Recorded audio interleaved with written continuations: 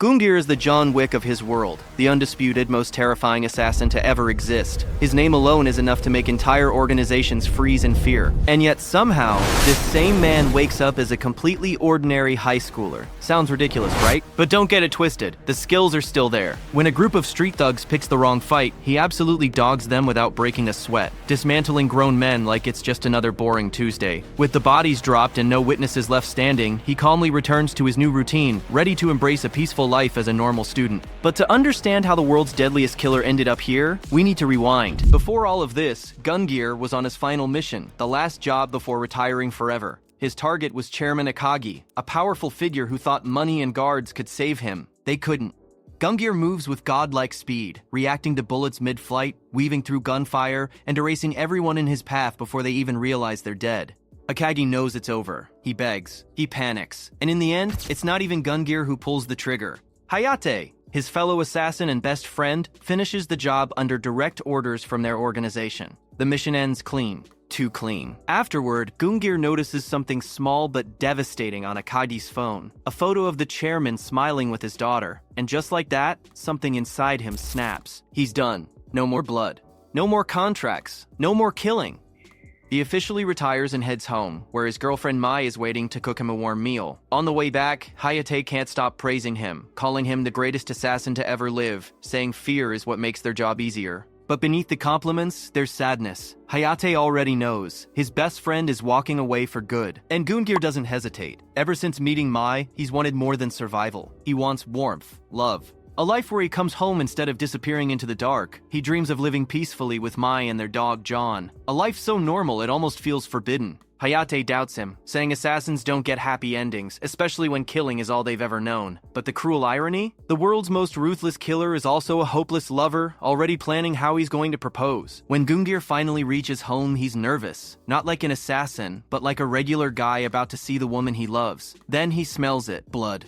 Instantly, his instincts scream danger. He rushes inside, desperate to protect the future he's been dreaming of, only for that future to collapse in front of his eyes. Mai lies motionless in a pool of blood. John is beside her, gone. Broken, Gungir drops to his knees, unable to process what he's seeing. And then he senses it, someone standing behind him. Hayate steps forward, calmly praising Gungir for always knowing when he's being followed. The truth hits harder than any bullet. The organization never intended to let him retire, and to them, Mai was a weakness. A chain. Hayate claims he killed her to free Gungir, believing that attachments only hold assassins back. By Odin's will, Hayate executes Gungir right there, expressing regret as he kills the greatest assassin who ever lived. As life fades, Gungir accepts the cruel reality. A man like him was never meant to have a happy ending. And the one time he dared to dream of peace, the person he loved paid the price. But death isn't the end. Through the darkness, Gungir hears unfamiliar voices murmuring, helping him. When he finally opens his eyes, he's no longer bleeding out beside his loved ones. He's lying in a hospital bed. Panicked, he tries to move, his vision blurry, his body unfamiliar. When he looks into a mirror, his heart sinks. He isn't himself anymore. The most feared assassin in the world now stares back as a young boy. The doctors explain that his name is Kaido Fujiwara. His tests are complete. His rehabilitation was a success. They say his lost memories should return once he goes back to his normal life, chalking everything up to amnesia. But for the man inside that body, the last memory burned into his mind is Mai's lifeless face. Tuji, the deadliest assassin who wanted out, was betrayed by the only friend he trusted, and now he's trapped in a body that isn't his own. Piece by piece, he learns what happened. Kaido Fujiwara was run over on his way to school, suffering a catastrophic brain injury that put him in a month-long coma. Emergency surgery saved his life, except now, the person who woke up isn't Kaido. It's Tuji, and the more he thinks about it, the more unsettling the truth becomes. His brain survived, his body didn't. Somewhere along the line, his consciousness was transplanted. The realization hits him hard, and for the first time in his life, the unstoppable assassin breaks down. Tuji cries. Not from fear, but from grief. From losing Mai, from losing the future he was never allowed to have. Soon after, Kaido is discharged and reunited with his parents. His mother Kyoko collapses into tears the moment she sees him alive. His father, Taro Fujiwara, a cheerful manga artist, celebrates his recovery like it's a miracle. Kyoko worries about her son's amnesia, while Taro tries to reassure her that everything will return to normal once he settles back into daily life. They turn to their son, smiling, hopeful, completely unaware that the soul inside their child belongs to the most dangerous man in the world. Unlike his parents' excitement, the only thing Tuji feels is dread. He understands that his existence is now permanently tied to Kaido Fujiwara, and if anyone from his old life starts pulling threads connected to that incident, things are going to get messy fast. Still, he plays the role. He forces a gentle smile, reassures his parents that he's fine, and pretends everything is normal. Deep down, the world's deadliest assassin makes a quiet decision. For now, he'll blend in. He'll observe. He'll survive. When they arrive home, Kaido nearly short-circuits. This place is massive. Like, trust fund baby massive. It turns out his father isn't just some struggling manga artist, he's wildly successful. Bro probably wrote Solo Leveling or something. And yes, before the comments explode, I know it's a manhwa. On top of that, Kaido's mom comes from a prestigious medical family, so money clearly isn't an issue here. Kyoko leads him to his room, and when Kaido steps inside, he pauses. The space is spotless, organized, normal. It's exactly what you'd expect from a regular high school kid's room. As he takes it all in, Tuji remembers how often Kaido's parents visited him in the hospital, their constant worry, their sleepless faces. This kid was genuinely loved, cherished, and that realization hits harder than any punch ever could. It reminds Tuji of Mai's only wish, for him to be happy. This is the kind of life he was never allowed to have. And now that it's been handed to him, he refuses to stain it. Whatever happens, he won't become a disappointment to Kaido's parents. While scanning the room, something catches his eye, a framed photo. It's not just Kaido's parents, but another family standing beside them. The message is clear. If he's going to survive in this life, he needs to learn everything about Kaido Fujiwara's past. And the very next morning, that past comes knocking, loudly. A long, luxury limo pulls up outside the house. Ignoring the fact that Kaido was discharged just yesterday, its owner insists on seeing him immediately. Taro opens the door to find a bright, confident girl smiling back at him, Yuzuha. She wastes no time asking about Kaido, worried sick about him. Before Taro can even answer, Kaido peeks out, instantly recognizing her as the girl from the photo. And before he can react, she wraps him in a crushing hug, checking if he's really okay. Kyoko smiles warmly, relieved to see them together like old times. Kaido stays quiet, analyzing every reaction, piecing it together. Yuzuha isn't just some visitor, she's his childhood friend. She's overjoyed to see him and immediately offers him a ride to school. Kaido declines, but the moment he realizes her family might actually be even richer than his own, Taro tries to intervene, only to get shoved straight into the limo by Yuzuha. She promises to take good care of Kaido and casually announces a massive celebration party for his recovery. Both parents are left stunned as the two head off to school together. Meanwhile at school, a group of thugs prepares to ruin someone's day. Their leader, Tetsu, is planning to mess with Yuzuha, even though his crew is terrified of touching someone with her status. They warn him they'll get buried if they hurt her, but Tetsu shuts them down with a glare. They already took money from someone important. Backing out isn't an option. That's the kind of people they're dealing with. When Yuzuha's escort arrives, the gang freezes, only to relax when they see a random boy walking beside her. One of the goons explains he's just a normal kid, her childhood friend who got into an accident. That information sparks interest in Tetsu's eyes. A new angle, a new target. Soon, Yuzuha and Kaido split up for class. Kaido quietly observes her, deciding she's kind, protective, almost like an older sister figure. Then he enters his classroom, experiencing school for the first time in his life. He awkwardly asks about his seat, and a classmate happily points it out, until his face drains of color. The atmosphere instantly shifts. Tetsu declares there's no place for Kaido here and orders him to come along. Moments later, the group drags Kaido outside while he cluelessly asks if he's missing a desk or something. But when he notices their snickering looks, the truth clicks. These guys are sizing him up, testing him. Annoyed, Kaido demands to know what they want. Tetsu finds it hilarious. He steps forward and offers a deal. Beg on your knees, and maybe they'll let you off with just a few punches. Apparently, he's jealous that Yuzuha likes Kaido instead of him. He even threatens to kill both of them if Kaido ever goes near her again, which is wild considering he's saying this to the human equivalent of John Wick. Kaido pauses, finally understanding the situation. These guys aren't just bullies, they're enemies, and he almost feels bad, not for himself, but for the beating they're about to receive. He wanted to live clean in this body, no violence, no blood, so he gives them one last chance, calmly telling Tetsu to take back his words and walk away. That suggestion sends Tetsu into a blind rage. He charges forward, fist cocked, aiming to end Kaido in one blow, but to Tuji's trained eyes, the attack is laughable, slow, sloppy, and full of openings. Without effort, Kaido reads the trajectory, steps in, and shatters Tetsu's confidence with a single, perfectly placed punch. Realizing the situation needs to end immediately, Kaido stops holding back. With clean precision, he snaps a palm strike into Tetsu's chin, shutting his lights off mid-sentence. then smoothly transitions into a judo throw that slams the guy into the concrete like a discarded rag doll. As Tetsu's body crumples, Tuji can't help but reflect on how absurdly peaceful this world feels compared to the hell he came from. This isn't a battlefield, it's barely even dangerous. A moment later, Yuzuha comes rushing in, panicked, only to find Kaido standing calmly in the sunlight, surrounded by broken bodies, absolutely aura farming. That's when it clicks for her. He wasn't the one in danger. He was the danger. Yuzuha stares at him in disbelief, struggling to accept that the boy in front of her could possibly be the same Kaido she's known her entire life. She asks him outright if he did this. Kaido hesitates, then brushes it off, saying he just got dragged into a pointless fight. Apparently, word spread fast, which is why Yuzuha sprinted to the rooftop to check on him. She wants to believe him, wants to believe that someone who looks so harmless couldn't be involved in something this violent. But then she notices the faint bloodstain on his collar. Instantly, her worry spikes. Kaido tries to explain that he's fine, but Yuzuha snaps, yelling at him for making her worry like that. Her anger quickly melts into sadness as she struggles with the idea of him getting hurt at all. Confused by the emotional shift, Kaido apologizes anyway. They decide to head back to class, but as they leave, Kaido overhears Tetsu muttering threats through broken teeth. The guy's not done. He wants revenge. That night, the celebration Yuzuha promised finally happens. The house is filled with laughter, champagne, and a ridiculous spread of food that looks like it was catered by Gordon Ramsay himself. Kaido's parents are glowing, enjoying the moment they thought they'd lost forever. But Kaido can't help drifting back to memories of Mai, her warm smile, her gentle scolding telling him to eat before the food gets cold. The same man who once lived as a killing machine now stuffs his face like a normal guy, even remembering how their dog John used to beg for scraps at the table. For a fleeting moment, Tuji feels something unfamiliar. Peace, family, normalcy. Later that night, as Kaido sits quietly, he wonders if this is what happiness with a family is supposed to feel like. And just as that warmth settles in, it's disrupted. Yuzuha hasn't arrived yet. Taro mentions she's been dealing with a lot lately, even though she never shows it and always puts on a brave face. That's when a sharp, uneasy feeling creeps into Kaido's chest. His instincts scream. He checks his phone and sees Yuzuha calling. He answers immediately, but instead of her voice, he hears Tetsu's smug tone from earlier. The punk laughs, impressed that Kaido caught on so fast, and sends him coordinates. If Kaido doesn't show up, Yuzuha will suffer for it.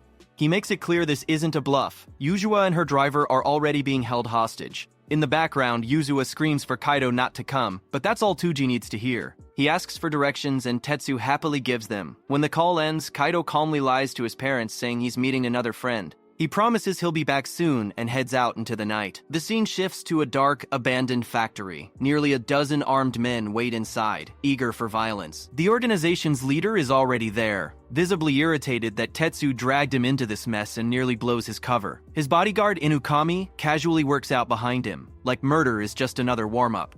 The leader explains they've captured Yuzuha to extract information about her inheritance, some secret she keeps insisting she doesn't know. That's why Tetsu called Kaido. Hurt the boy she cares about, and she'll crack. If it works, Tetsu earns his place in the organization. If it doesn't, Inukami demonstrates the consequences by hurling a dumbbell so hard it obliterates a wall. The message is clear. Yuzuha fights back, shouting insults and refusing to break, while her assistant tries desperately to calm her down. Tetsu snaps, beating the assistant down and ordering his men to drag him away. He turns back to Yuzuha and coldly promises that if she doesn't talk, Kaido will die. Even then, she insists she knows nothing.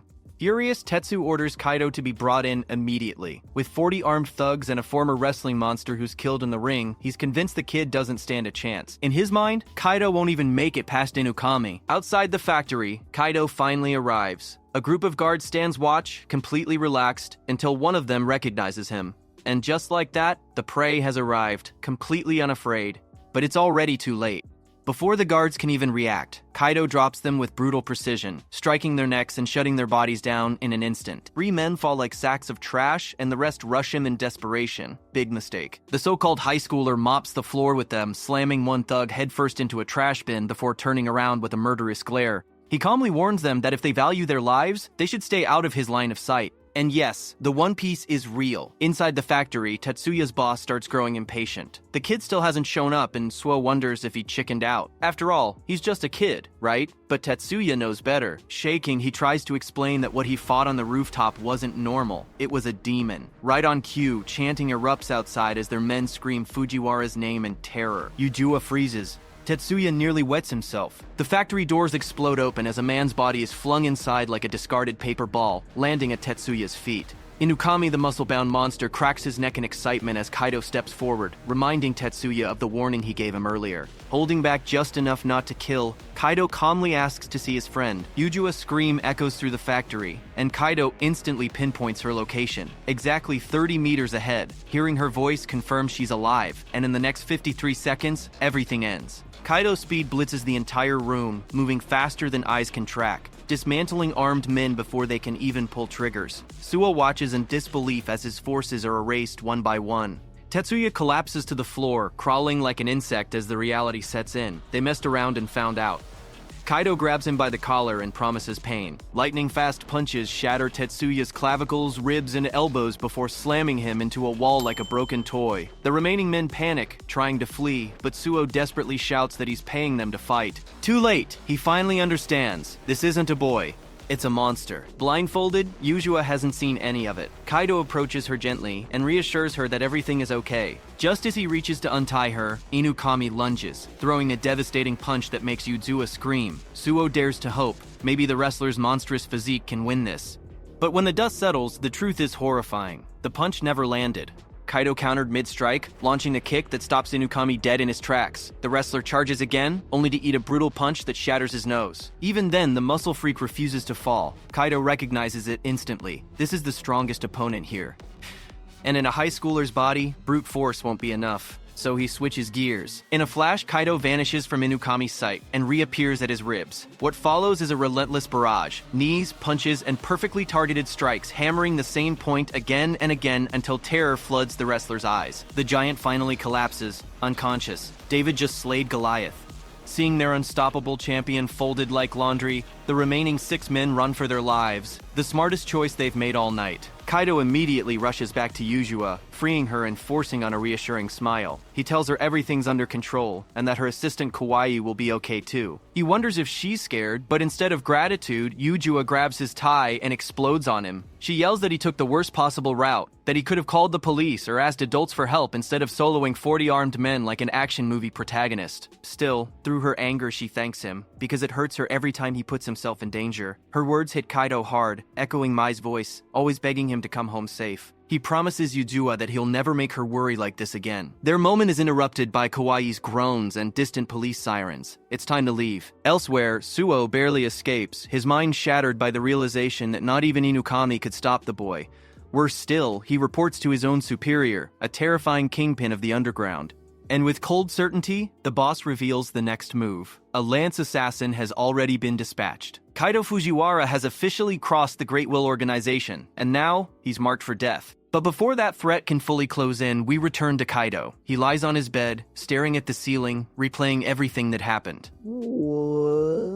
Sneaking out like that definitely scared his parents, even if they're sleeping peacefully now. He remembers the fear in their eyes when he came back, and feels a quiet guilt settle in his chest. The police didn't press him for answers. There was no evidence tying him to the factory incident, but that only makes things more unsettling. The thug's true objective is still unclear, and worse, Suo vanished without a trace. From Kaido's perspective, this isn't over. If anything, it feels like something far darker is closing in. Unable to sit still, Kaido heads outside for a jog, trying to clear his head. As he runs, he makes a silent vow. No one around him is getting hurt anymore. That's when it happens. Projectiles suddenly tear through the air toward him. Kaido reacts instantly, leaping skyward as the weapons narrowly miss. The attacker freezes in shock, stunned that a kid avoided that ambush so cleanly. What he doesn't know is that Kaido sensed someone tailing him all the way home. That's exactly why he came out here alone. He wanted the spy to make the first move. Kaido turns calmly and questions the man's intentions. The stalker, clearly experienced, admits he's impressed. No one has ever detected him that easily, especially not from inside their own bedroom. That alone confirms it. This kid isn't normal. Kaido gives credit where it's due, praising the man's ability to erase his tracks and noting that he's on a completely different level compared to the thugs at the factory. From that skill alone, Kaido knows this guy doesn't belong to ordinary society, which raises one question: why is someone like him spying on a high schooler? The man smirks, suspecting that Kaido shares a connection to his line of work. Kaido shuts it down, sticking firmly to the identity of a normal student. The moment small talk ends, blades come out. The air shifts. This scene is painfully familiar to Tuji. It's the same atmosphere that preceded countless deaths in his past life. The assassin formally declares that this is the end of Fujiwara Kaido. His name is Sanju, a lance of the Great Will Organization, ranked 67th. As Kaido takes his stance, the truth hits. He was once part of that very same organization. Elsewhere, inside the Great Will headquarters, frustration brews. Council member Akatsuki fumes over their failure to extract information from Yuzuha, insisting they should have deployed a lance from the beginning. This organization isn't small time. It commands over 1,000 assassins. The top 100, known as lances, boast near-perfect success rates. Among them stand elites like Minami and Akatsuki. Minami reveals the real objective, a legendary treasure capable of shifting the balance of the world, Fenrir's seed. Yuzuha is suspected to possess it, even without concrete proof. And without waiting, Yoshima has already dispatched Sanju, having secured Oden's personal approval. Whoever interfered with their plans has officially become a threat. Back at the fight, Kaido reads Sanju's stance and instantly recognizes its refinement. This isn't a street fighter, this is a professional killer. It confirms Kaido's worst fear. Yujua's situation was never about inheritance. It was orchestrated by the Great Will Organization from the shadows. Sanju studies Kaido and remarks that he doesn't move like a high schooler. The kid shows no fear, no hesitation. With a blade pointed at him, he feels completely natural. That alone makes Kaido a danger. Deciding Sanju is a threat to Yujuha, Kaido attacks first. His punches are fast and precise, aiming straight for weak points, but Sanju effortlessly evades them. He's impressed. The kid is absurdly quick and clearly trained. But Sanju isn't an elite lance for nothing. He nearly stabs Kaido in the face, forcing him to retreat. In that brief exchange, Kaido realizes Sanju's specialty, perfect control of range. The assassin presses forward, leaping into the air and switching stances mid-motion, unleashing a relentless assault. Kaido dodges with expert timing, but the gap is clear. In raw speed and strength, he's falling behind. With no other option, Kaido shifts tactics and scans his surroundings. Sanju believes he's found his opening and goes in for the kill. But at the last second, Kaido slips out of his jacket and counters with a razor-sharp strike aimed at Sanju's neck. The lance narrowly avoids death and retaliates instantly. The blade slices Kaido, blood spilling down as reality sets in. This enemy is far stronger than anyone he's faced since waking up. His current body is holding him back. Sanju smiles, impressed. Kaido's movements are flawless, clearly professional, but there's something missing. Killing intent. Sanju admits that at first, being ordered to assassinate a high schooler made no sense. Now, he understands why a lance was sent. Sanju finally drops the act and admits the truth. Kaido is a direct threat to the Great Will Organization's plans involving Yuzuha, which is why he must be eliminated immediately. That confession seals it. Kaido now knows without a doubt that everything surrounding Yuzuha has been orchestrated by the organization from the shadows. With that clarity, something inside him shifts. His stance changes. His presence sharpens. The assassin stops pretending, activates his combat mode, striking a cold, deliberate pose. In response, Sanju explodes forward with his dragon dance. A frenzied storm of blades strikes that turn the air itself into a weapon. The lance becomes unhinged, slicing through trees with ease, reducing solid wood to shredded bark. Kaido retreats to cover, but it barely matters. Sanju's slashes rip through everything, even carving open Kaido's hiding spot and detonating a geyser of water in the process. Another cut lands. And in that moment, Kaido realizes something terrifying. This isn't just a lance. Sanju is operating at S-class levels. His relentless assault makes it impossible to escape without damage. As he attacks, Sanju rants, accusing Kaido of being a killer too, sneering that Yuzuha dying as collateral would be acceptable. And that single line breaks something inside Kaido. The world flashes white. Trauma floods back. But instead of Mai's face, it's Yujua's now. And that's when Sanju makes his fatal mistake. Kaido lunges forward with explosive rage, smashing Sanju's blade out of his hand, grabbing it mid-motion and speed blitzing a vicious slash across his shoulder. The exchange happens so fast that even Sanju, an elite lance, can't comprehend what went wrong. All he knows is fear. Kaido refuses to relive the guilt of failing someone he cares about. This time, he swears to protect Yuzuha with his life. Sanju, even with his shoulder shredded, still believes fate is on his side, rambling about dying by the will of God. But from this point on, his slashes are useless. Kaido reads every attack, matching him perfectly, like a veteran dismantling an amateur. Desperate, Sanju calls Kaido a coward and leaves himself wide open. In an instant, Kaido slips behind him and carves into his thigh, coldly mocking how loud and sloppy he's become. Blood spills. Sanju panics, unable to understand how Kaido suddenly grew this fast. fast. He tries the same overwhelming tactics again, only to be cut apart even further, his left arm shredded, as Kaido proves he's already memorized every single move. Then Kaido bursts forward in a blur, spinning like a living blade, tearing through Sanju's defenses with godlike speed. That's when it clicks for Sanju. This isn't just a talented kid. This fighting style, this speed, this wrath, it's Gungir. Kaido rips through Sanju's body mercilessly until the lance collapses in a pool of his own blood. The fight ends with brutal clarity. Sanju was outclassed from the very beginning. Gasping for breath, he realizes he can't even move. The tendons in his arms have been severed. Kaido deliberately leaves him with one functioning leg, mercy in the cruelest form. He informs Sanju that his life as a lance is over. He'll never kill again. And for someone like him, that loss of identity is worse than death. These people can't survive in normal society. Before leaving, Kaido demands answers. Who gave the order, and why target Yuzuha? He warns Sanju that refusing will cost him his last leg.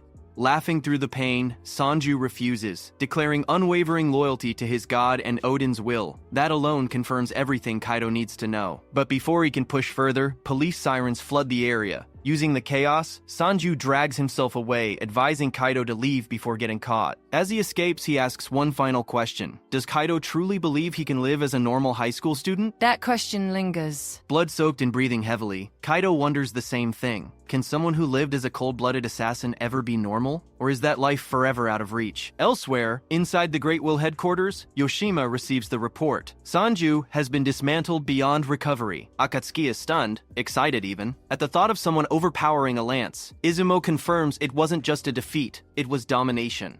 And when Sanju described the fight, he compared Kaido's movements to Gungir. The room falls silent. That name isn't spoken lightly. Even Akatsuki argues that such a comparison is impossible. Gungir was the strongest knife user to ever exist. Still, one truth remains undeniable. Yuzuha's bodyguard has become a massive problem. With a lance taken out and their plans disrupted, the organization can no longer wait. Yoshima begins questioning the true identity of Kaido Fujiwara. Meanwhile, Kaido returns home, quietly patching himself up in his room, carrying the weight of blood, doubt, and a future that refuses to stay peaceful. Kaido finds himself spiraling into an identity crisis. He's supposed to be an ordinary high schooler now, not the assassin he once was, yet the world refuses to let him forget who he used to be. With the Great Will organization watching Yuzuha, he knows he can't afford weakness, and now that he's taken down a lance, they'll hunt him even harder. In a body this fragile, he's at a disadvantage. So Kaido makes a decision. If he wants to protect this peaceful life, he'll rebuild himself from the ground up. No shortcuts. No excuses. He'll get strong again. Stronger than ever. Meanwhile, inside the Great Will organization, Akatsuki steps forward, volunteering to take the mystery man down himself. The room is caught off guard, but Izumo agrees. A threat of this level can't be handled by just any lance.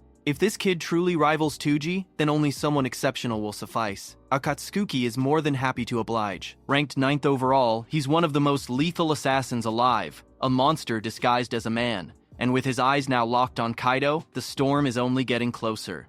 A day after Yujua's kidnapping ordeal, Kaido's home is filled with warmth once again. His parents and Yujuha throw him a welcome home party to celebrate his recovery. His father proudly presents a dish he worked tirelessly on, even though it looks borderline cursed. Then Yujuha steps in with something special of her own, a steaming bowl of beef stew. She beams with pride and tells him to eat it while it's hot. The moment Kaido tastes it, time stops. He's thrown back into the past. Mai stands at the door, asking if he'll be out late again. That day, he promised her he'd be home for dinner. She was making his favorite beef stew. He remembers telling her that when he came back, he had something important to say, that he was quitting the assassin life for her. She smiled. John wagged his tail in her arms, and that was the last time he ever saw them.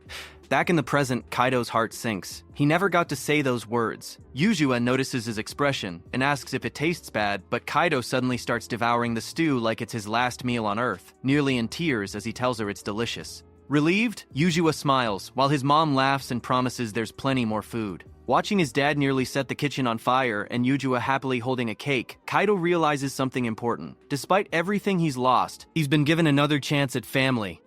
Later that night, Kaido walks Yuzuha home, knowing things have become more dangerous. He asks if anything strange has happened around her lately, but she assures him the police are guarding her house. When he asks about her butler, she casually admits she told him to stay away because he's way too annoying. She then admits how much fun she had at Kaido's house, laughing like that for the first time in ages. Her expression softens as she confesses she's been struggling ever since her father died. The words hit Kaido like a truck. Yuzuha explains it happened 2 months ago, around the same time as Kaido's accident. She didn't tell him because she didn't want to stress him out while he had amnesia. That's when everything clicks. That's why she was so emotional when he was in a coma. She stayed strong, hiding her grief behind a cheerful smile. Kaido apologizes for making her worry, but she laughs it off, saying he hasn't changed at all, just matured a little. Even as a kid, he always rushed in to protect her from bullies bigger than himself, even when he knew he couldn't win. That's why she isn't entirely surprised he came for her again. But now she's curious, how exactly did he save her? Kaido dodges the question, joking that everyone who saw him got scared. Technically true. Yuzuha doubts him, but decides it doesn't matter. What matters is that he came. She admits she was terrified when the gang threatened her in Kauai, but the moment she saw Kaido's face, glowing like the morning sun, she felt safe. For that, she thanks him. Smooth as ever, Kaido promises he'll save her no matter how many times she needs him. Yuzuha turns bright red and snaps back, pulling him closer to take a selfie. Proud of the picture, she says she'll make it her wallpaper to remember the day. Completely ignoring the chaos that photo could cause at school, she quietly adds that it'll also help her move on. Seeing Kaido caring for her so deeply after everything he's been through inspires her to finally let go of her father's death. Just then, Yuzuha pulls out her phone and shows Kaido a photo of her dad, and Kaido's soul nearly leaves his body. He recognizes the man instantly and asks if that really is her father. Yuzuha laughs softly and says his amnesia must be serious, because her dad was always kind to him. And in that moment, Kaido realizes something terrifying. Their pasts are far more connected than he ever imagined. With a serious expression, Yuzu explains that many people spoke badly about her father, but to her, he was always kind, gentle, loving. That's why she loved him with all her heart. As Kaido stares at the photo of her father carrying her on his back, his chest tightens. He's seen this image before. That exact wallpaper flashed across a phone screen at the end of his final mission. And in that moment, the truth hits him like a blade through the heart. He was part of the operation that took Yujua's father away from her. Even if Hayate pulled the trigger, Tuji still accepted the mission. He followed the Great Will's orders without question, believing Chairman Akagi had betrayed them and deserved to die. Back then, he felt nothing. No guilt. No hesitation. And now, standing in front of Akagi's daughter, the weight of that sin finally crashes down on him. Noticing how quiet Kaido suddenly becomes, Yuzuha asks what's wrong. He tries to rationalize it in his head, that he wouldn't have accepted the mission if he'd known the truth, that Hayate was the one who actually killed him. But none of it eases the guilt. Worse, he realizes that because of his past, Yuzuha is now in danger all over again. For a moment, he considers telling her everything, that he was once an agent of the very organization responsible for her father's death. His jaw tightens, teeth clenched in frustration. In the end, he can't do it. The Great Will won't stop hunting him just because he confesses. The only thing he can do is protect her at all costs. The next day at school, Kaido sits quietly at his desk while the girls around him buzz with excitement about a new transfer student, hoping it's a handsome guy. He keeps his head down, already resolved to stay silent and vigilant. Then the teacher announces the transfer student's arrival. The moment the boy asks to enter, Kaido freezes. He recognizes that voice instantly. When the pink-haired student steps inside with a cheerful smile, Kaido's blood runs cold. There's no mistaking it. This isn't just another assassin. This is one of the divine spears. And remembering the last psycho sent after him, Kaido immediately knows the truth. The Great Will sent this one as a direct response to his interference. The pink-haired boy's eyes lock onto Kaido's, piercing straight through him with a cold, unblinking stare. No disguise. No hesitation. His target is clear. There's no doubt anymore. This is Akatsuki, one of the 12 divine spears, codenamed Bident. Later during PE, the gym erupts as the transfer student effortlessly sinks basket after basket. The girls go wild, swooning over him, while even his teammates are shocked at how high he jumps, despite his small frame. Makoto laughs it off, crediting his teammates and encouraging them to keep pushing. Meanwhile, Kaido doesn't relax for a second. What worries him most isn't Makoto's skill. It's the fact that he hasn't made a move yet.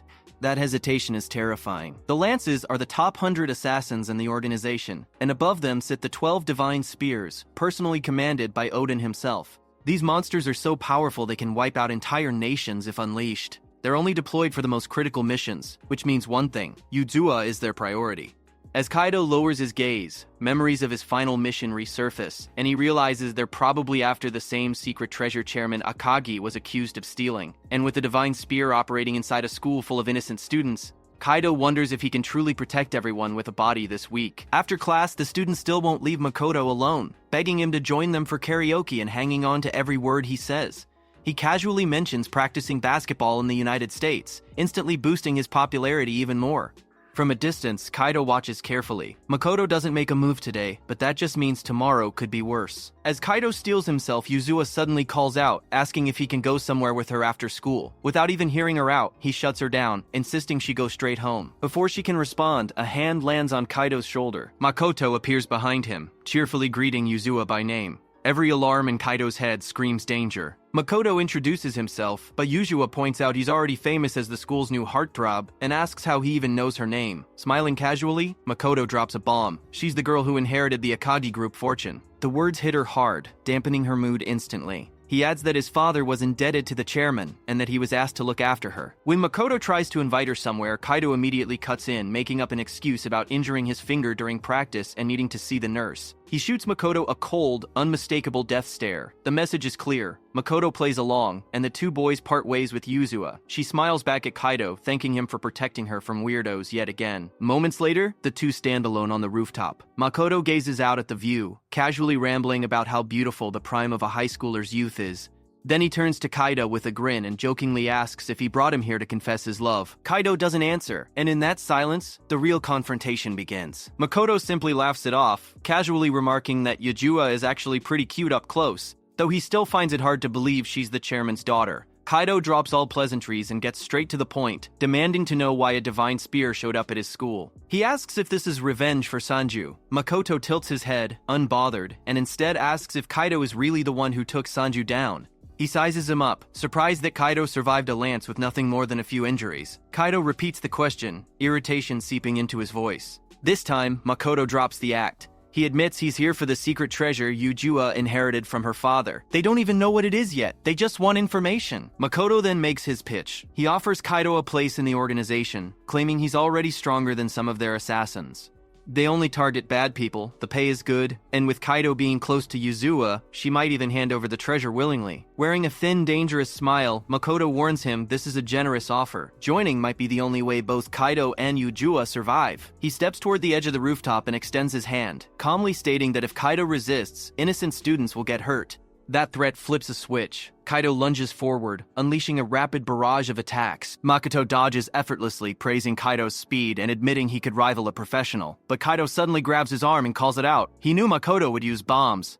The tiny cube in Makoto's hand is his signature weapon, a mix of explosives and martial arts infamous within the organization. Hearing his codename spoken aloud shocks Makoto, who jumps back, demanding to know how Kaido has so much insider knowledge. With manic excitement, Makoto pulls out 6 more explosive cubes, announcing he's raising the stakes. Kaido moves instantly. He leaps across the rooftop, catching the first 3 bombs mid-air, then parkours off the wall, using his feet to snatch the remaining 3. Makoto watches in disbelief, openly stating there's nothing normal about this kid. Then he casually tosses another bomb, not at Kaido, but toward the students below. Kaido sprints after it, but Makoto mocks him, saying he can't protect everyone at once. The cube detonates before hitting the ground. Students scream and scatter as Kaido shields himself from the blast. Makoto shrugs it off, explaining he set it to explode early so no one would get hurt. Just a bonus for catching 6 bombs. As Kaido fumes, Makoto pulls out even more explosives and asks the real question, who is he, and will he join them? After a brief pause, Kaido answers calmly, he's just a normal high school student, and he'll never join. Makoto looks genuinely disappointed, muttering that Kaido won't understand unless people start dying. Gungir. The air shifts. Makoto whirls around, eyes wild, as Kaido states plainly that he was once known as Gungir. Alarms blare as the school announces an evacuation. Makoto snaps, furious that Kaido would even speak that name, but then he smirks, revealing he was only stalling. Before anything else can happen, school officials burst onto the rooftop. Forced to retreat, Makoto gives Kaido 3 days to decide whether to join the organization, warning him he'll regret refusing. After the early dismissal, students buzz about the explosion, relieved no one was hurt. Yuzuha asks Kaido why he's not heading home. He tells her he has something important to take care of, and urges her to stay inside, just in case the blast was another attack aimed at her. Kawaii loudly declares he's increased security and even started learning martial arts to protect her, earning nothing but her annoyance. Yuzuha tells Kaido to text her if anything happens, and he agrees. As she drives away, Kaido turns back, locking eyes with Makoto, silently warning him he's not fooled. Later, riding the train, Kaido hopes he's successfully drawn Akatsuki's attention away from Yuzuha and onto himself. He knows the truth. Akatsuki may be the youngest divine spear, but his strength is terrifying. Clenching his fist, Kaido admits he's adapted to this body, but he's nowhere near ready to face a divine spear head-on. The thought that he might lose in 3 days lingers, but it doesn't shake his resolve. He'll protect Yuzuha no matter the cost, even if it means killing Makoto. Stepping off at Shibuya Station, Kaido makes his way to the place where he was first killed. He climbs onto the balcony, wondering why he came back. Mai won't be waiting for him anymore. When the door suddenly swings open, he tenses, suspecting a trap. But inside, the apartment is quiet. The crime scene has been cleaned, yet everything else remains unchanged, as if time itself stopped the night he died. Just then, Kaido hears a faint noise and instantly snaps into a fighting stance, fully expecting another assassin. But instead, he freezes. Standing there, tail wagging like nothing ever changed, is John. The dog lets out an excited bark and sprints toward him, a frisbee clenched proudly in his mouth. Kaido's breath catches. Memories flood back. Afternoons at the park, Mai laughing as they played fetch together. His vision blurs as he realizes the impossible truth. John remembers him. Before he can steady himself, his eyes drift to a framed photo nearby. Him, Mai, and John at the beach. The sight breaks him. He remembers that trip. Mai telling him she never truly understood his work, but she only wanted him to be happy. He told her he was satisfied with his life, that he would die protecting her, and she gently scolded him, saying a dead man could never be happy, that she wanted him to live for once. Now, standing alone in that apartment, Kaido weeps like a widower, realizing too late that he never gave her the life she dreamed of. All that remains of her now are memories. Later, he returns home and tells his parents that a couple had to give up their dog due to difficult circumstances. Before he can even finish explaining, Taro instantly agrees to adopt him, while Kyoko suggests they take turns walking him. When they ask the dog's name, Kaido quietly says the previous owners called him John. That night, he texts Yuzuha to check on her. She replies that things are boring, and jokingly asks if she can come over to see the new dog. Kaido smiles at his phone and tells her not right now, because deep down, he already knows what he has to do. He then calls Akatsuki. The Divine Spear mockingly asks if Kaido has changed his mind, reminding him that the 3 days aren't up yet. Kaido cuts him off. He's done playing games. Before dawn on the school rooftop, he'll beat Akatsuki and end this once and for all, because he is Gungir. The moment that name leaves his mouth, Akatsuki loses it, crushing the phone in his hand. In his mind, no one could ever compare to Lord Tuji, the perfect assassin, and yet this brat dares to claim that name. 3 years earlier, in the Middle East, the two of them were on a mission together. Akatsuki made a fatal mistake and was completely surrounded. His left arm was blown apart. Death was inevitable, until Tuji appeared. In an instant, every enemy fell. Akatsuki survived because of him. He had begged Tuji to return alive, promising to finish the mission. That memory still burns. The next morning, the two meet on the school rooftop. Akatsuki laughs, asking if Kaido really plans to fight him in a school uniform. Kaido answers calmly that he'll defeat him first, then attend class. Akatsuki laughs harder, admitting that since yesterday, Kaido's movements have haunted him. They were almost identical to Gungir's. He once wanted to be like him, but now, after feeling that presence firsthand, he can never forgive Kaido, not until he blows him into pieces. Before the fight begins, Akatsuki reveals his trump card. Bombs have been planted throughout the school. His prosthetic arm is wired directly to his brain, allowing him to detonate them instantly. If Kaido loses, countless people die. The only way to stop it is to sever that connection, destroy the arm or the brain. Kaido calmly replies, there's a third option. If Akatsuki is knocked unconscious, the bombs won't go off. That answer genuinely surprises him. Kaido states plainly that he didn't come here to kill Akatsuki, only to stop him. With that, the fight erupts. Akatsuki dodges Kaido's opening strike, while Kaido realizes his only advantage is knowing Akatsuki's habits. This body is still weaker than his old one. Bombs explode mid-air, aiming to shatter Kaido's senses. Akatsuki follows with a crushing left hook, but Kaido already knows the move and slips past it, landing a punch to his chest. Counters and sends Kaido flying. As Kaido recovers, Akatsuki admits retreating mid-air was smart. A direct hit from his prosthetic arm would have destroyed him. Kaido's ribs are cracked. Divine spears aren't enemies you beat with knowledge alone. Still, Kaido clenches his teeth. A peaceful life may never have been meant for him, but if he's alive, there must be a reason. He won't kill. He will survive. For everyone who cares about him, he launches his strongest punch yet. Blows are exchanged in rapid succession, until a sharp pain tears through Kaido's head. Akatsuki capitalizes instantly, hammering him with a brutal combo. Kaido struggles to evade, reminding himself to read his movements. A heavy kick sends him skidding backward. With the distance created, Akatsuki throws another bomb and detonates it. A massive explosion erupts across the rooftop, and Akatsuki rushes in, confident this is the finishing blow. But Kaido is already ready. When Akatsuki throws a full-force punch, Kaido blocks it head-on, calmly telling him that he can feel every ounce of his rage and killing intent, and that something like this will never break his will. He'll take in all of Akatsuki's anger and swallow it whole. That statement alone makes Akatsuki recoil, instinctively jumping backward. Something is wrong.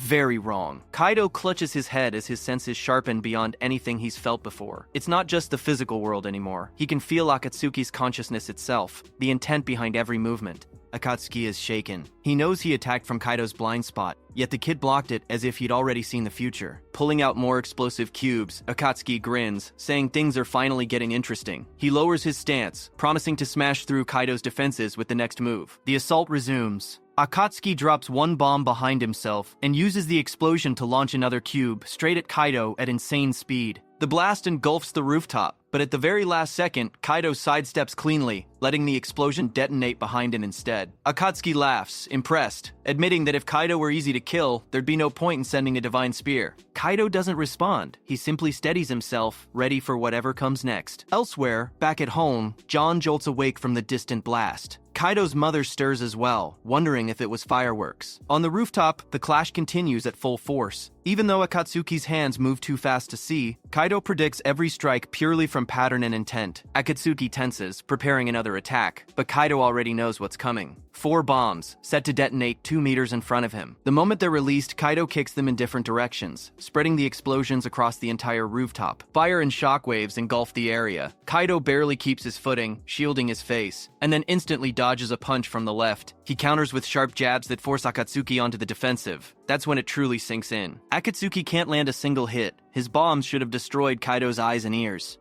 The heat alone should have made breathing impossible, and yet Kaido's gaze feels like it sees everything. That look triggers a memory Akatsuki never wanted to revisit. Gungir. The resemblance is unmistakable. Rage explodes out of him as he screams at Kaido not to toy with him, demanding to know if he really is Tuji, and if so, why he chose to appear now of all times. Kaido doesn't answer. He's struggling to breathe, barely holding himself upright, knowing his body can't keep this up for much longer. Even if he can read the moves, Kaido steps onto the ledge, making a decision. No more retreating. Akatsuki sees it as a cornered animal's last stand. He scoops up a handful of bombs and throws them, taunting Kaido to dodge even if he can predict them. In that instant, Kaido locks in completely. He charges forward with everything he has, swearing to himself that he'll never make anyone suffer because of him ever again. The rooftop erupts in blinding light as the bombs detonate, turning the world white. But Kaido keeps running, eyes useless, guided only by instinct. He feels Akatsuki. Kaido swings, Akatsuki dodges and counters with a metal fist punch aimed straight at Kaido's head. But Kaido reads it perfectly, blocking with his elbow and stunning Akatsuki completely. Before he can react, Kaido drives an elbow into his face, follows with a savage body punch, and finishes with a brutal kick to the gut. The impact shatters Akatsuki's metal arm and sends him flying off the rooftop, his body crashing downward as consciousness slips away. As Akatsuki falls, a memory surfaces, a younger assassin telling Gungir to escape and leave him behind.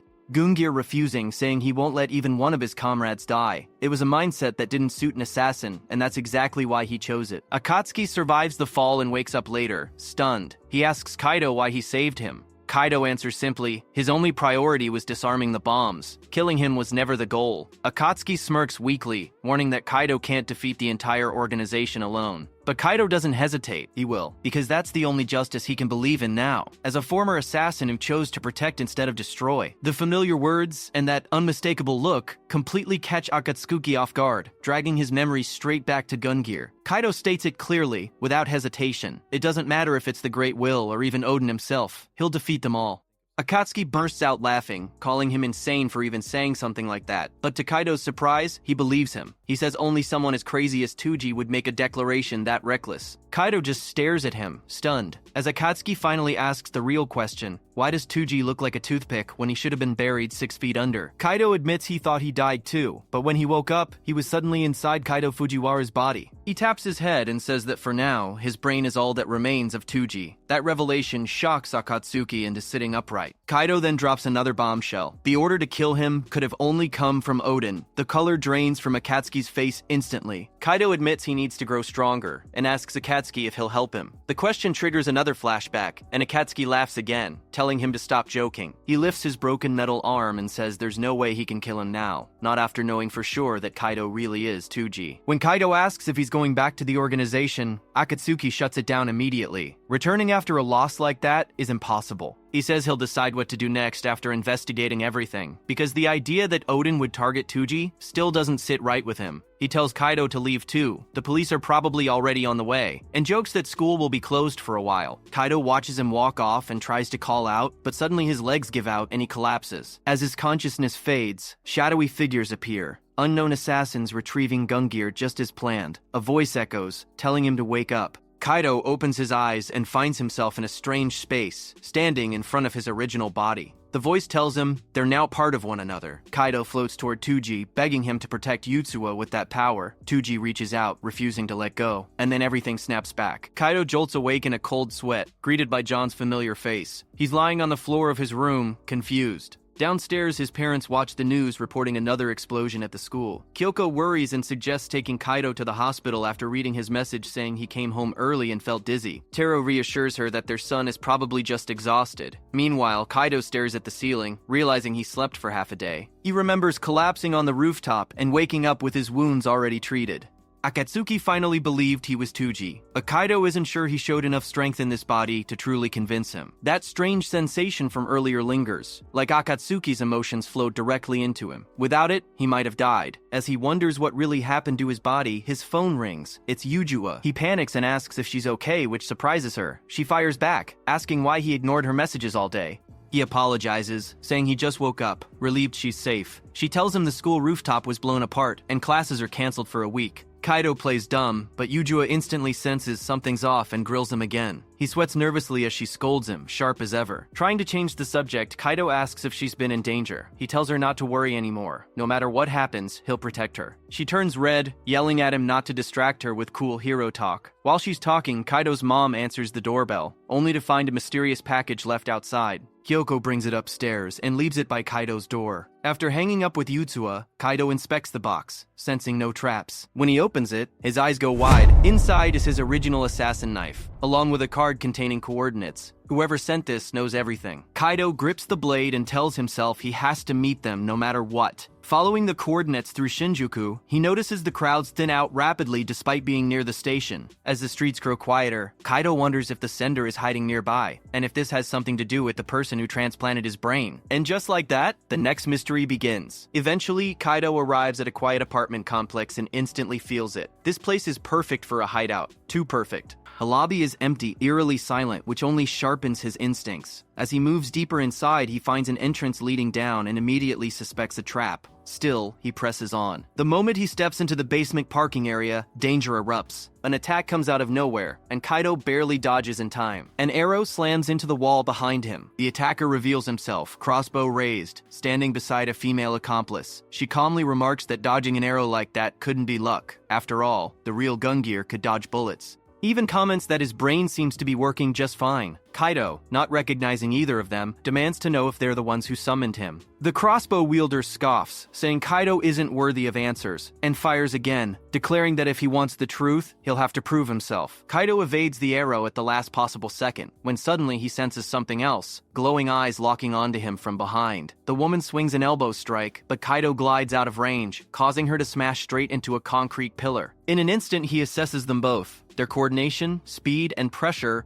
mid-level lance class. As she presses the attack again, Kaido deflects her blows and recognizes the tactic immediately. An old great will method, ranged pressure from the crossbow to force an opening, followed by close quarters execution. The man attacks from behind with a hook, but Kaido pivots cleanly and counters with a devastating double strike, an uppercut to the woman's stomach and a roundhouse kick to the man's chin. She goes flying. He staggers, barely understanding what hit him, before charging again. But Kaido already sees everything. He predicts the next combo before it even starts. 4 strikes, opening with the left downward slash. Instead of dodging, he blocks the first blow and drives a brutal jab straight into the man's chest. From that moment on, Kaido's abilities skyrocket. His spatial awareness sharpens. His reaction speed spikes. His action prediction becomes flawless. The fight turns one-sided as he overwhelms them completely. The woman finally realizes the truth. They weren't beaten by some high schooler. They were crushed by Gungir, the strongest killer among them. The crossbow wielder suddenly laughs, admitting Kaido isn't bad, but says he's done playing. He reaches into his pocket, ready to escalate, but his partner screams at him to stop, reminding him it goes against their orders. He shouts back that he won't end it after being humiliated like this. Before anything else can happen, a third voice cuts through the tension, ordering him to stop. A familiar figure steps into view. He calmly greets Kaido, Tuji, and remarks that the brain transplant was a success. Kaido's eyes narrow instantly. He recognizes the man at once. Kyosuke Kuji, the organization's doctor. Accusing him of orchestrating everything, Kaido demands answers.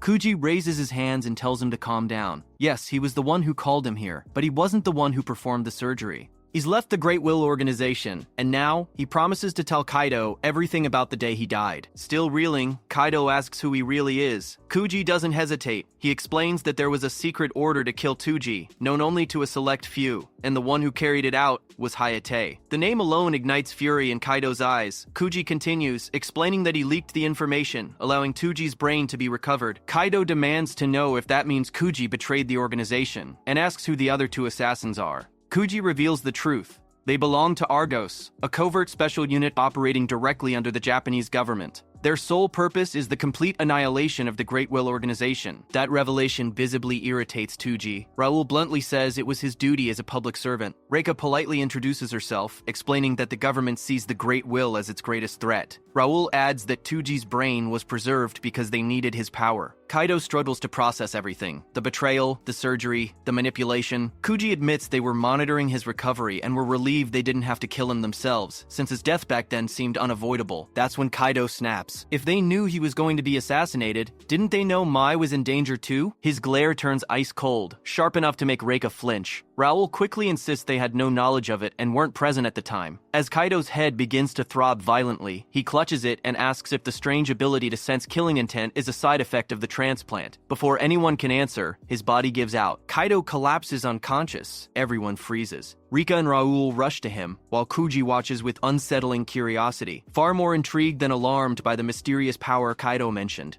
Far away, inside the Great Will organization, Hashima asks Izumi if Akatsuki has reported in. The answer is no. Akatsuki has cut off all contact. Izumi sighs, admitting he was always difficult. But as one of the 12 divine spears, Akatsuki is free to act however he pleases. As long as he does not defy Odin. Hashima breaks the silence by asking if it's even possible for one of the 12 divine spears to be defeated. Izumi scoffs at the idea, saying it's rare to hear such a bad joke from him. Unless they're dealing with the ghost of Gungir himself, he can't imagine Akatsuki losing to anyone. Hashima agrees that Gungir's strength was monstrous, but reminds him that Tuji is dead and his body was disposed of long ago. Still, Izumi mentions unsettling rumors that Argos may have uncovered something connected to that very past.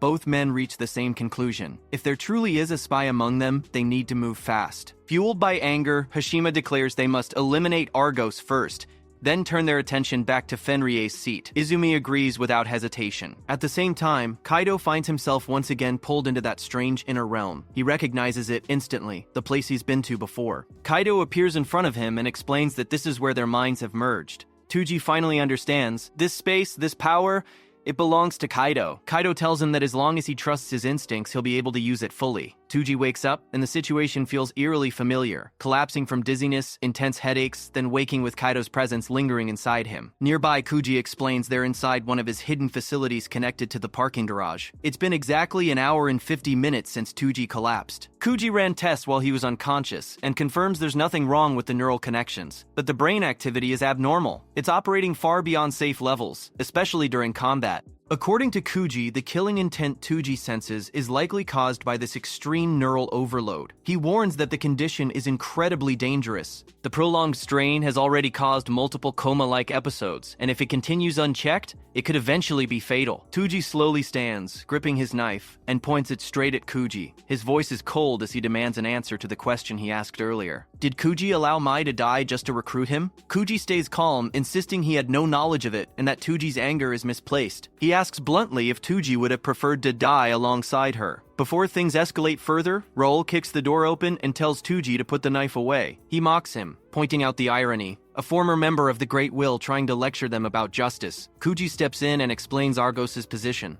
They believe there are two keys to defeating the organization. The first is Gungir. The second is a sacred treasure known as Fenrir's Seed. That name immediately hits Tuji. His mind flashes back to Akatsuki targeting Yuzuha for that exact reason. He asks what they expect him to do. Raoul needles him again, saying he finally sounds cooperative. Tuji answers calmly. Bringing down the Great Will is something he's already decided to do, with or without Argos. Raoul nods. A shared goal makes him easier to trust. With that, Kuji lays out the plan. Their target is one of the organization's core facilities, a place Tuji himself once worked at. Few even know it exists. Avalon, a research institute dedicated to forced human evolution. It's also where the seed of Fenrir is being studied. If they can infiltrate Avalon, they can uncover the truth behind the treasure, and possibly why Yuzuha is being hunted. Tuji tells Kuji to give him the full briefing. The day of the operation arrives. An aircraft soars high above an unknown location, as Kuji explains that stealing and destroying Avalon's research would deal a devastating blow to the Great Will. The countdown begins. 5 minutes to infiltration. 3 minutes out, Raoul glances at Tuji and asks if he's scared. Tuji answers honestly. He feels the same way Raoul does.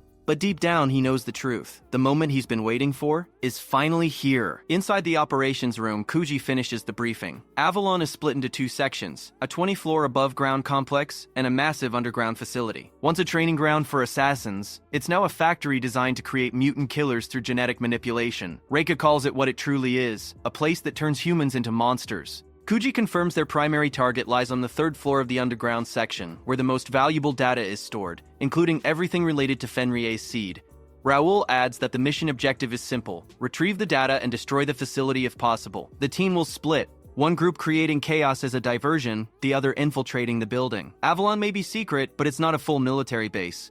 And with that, the infiltration of Avalon is set in motion, marking the beginning of a war that can no longer be avoided. Even with the plan in place, infiltration won't be easy. The internal layout of Avalon is still a mystery. That's when Tuji steps forward and volunteers to handle the infiltration himself. Raoul smirks, saying that was the plan all along, hinting that there's a reason Tuji was kept alive in the first place. With a sly grin, Raoul says Tuji's life will be put to good use for the sake of world peace, and casually adds that he'll be joining him inside. Whether Tuji likes it or not, with only 90 seconds left, Raoul and Reika issue their final commands. Everyone is ordered to stick to their assigned roles. Reika explains the split. 10 agents will storm the rooftop, another 10 will charge the main gate. Loud, flashy, chaotic. Their job is to pull every ounce of security away, giving Tuji and Raoul a clean window to slip in unnoticed. Tuji assures her they won't fail. Raoul adds that they'll be entering from the south side. As the ramp opens, thick clouds swallow the view below. Raoul mutters that he can barely see anything, but Tuji calmly replies that he can feel Avalon clearly beneath them. Just before the jump, Tuji turns to Raoul and declares something important. He's no longer Gungir, he is Kaido Fujiwara. And with that, the operation begins. Bodies leap from the aircraft, wind roars. Raoul shouts that Tuji is falling too fast, but Tuji ignores him, his mind focused on one thing. This is the Great Will's factory. The place that creates killers. The place that might hold the truth behind Yuzuha being targeted. Parachutes deploy. Everyone lands safely. Raoul yells at Tuji for nearly giving him a heart attack, only to realize the guy is way too comfortable doing things like this. Annoyed, Tuji tells him to hide the parachute before they're spotted. They take cover scanning the area. Everything is going exactly as Kuji predicted. Raoul prepares to open the southern shutter, and right on cue, explosions erupt from the rooftop above. Reika radios in, confirming that both diversion squads are engaging. Security is moving. Now's their chance. The shutter lifts, sirens blare across the facility, emergency announcements echo through the halls ordering all security units to respond to the rooftop and main gate. Inside, researchers panic, scrambling as alarms scream through Avalon. And in that chaos, Tuji and Raoul slip inside, unseen. They move fast through the corridors. Raoul notes how quiet it is, almost too quiet. Then Tuji freezes. 4 enemies incoming. He moves first. One punch. One body down. The others open fire, but Tuji slips through them like a shadow, dropping each of them with brutal precision. Raoul stares in disbelief. 4 enhanced guards erased in seconds. He wonders just how much Tuji was holding back before. Tuji tells him the stairs are ahead. No time to waste. Elsewhere, Izumo watches the footage in disbelief. 2 people. That's all it took to breach Avalon. Their enhanced assassins were wiped out effortlessly. Omega watches too, licking his lips, calling them delicious. He asks if he can do whatever he wants if he kills them. Izumo smiles and gives him permission. Odin's order is clear. Protect Avalon at all costs. If Omega succeeds, he won't just become a lance...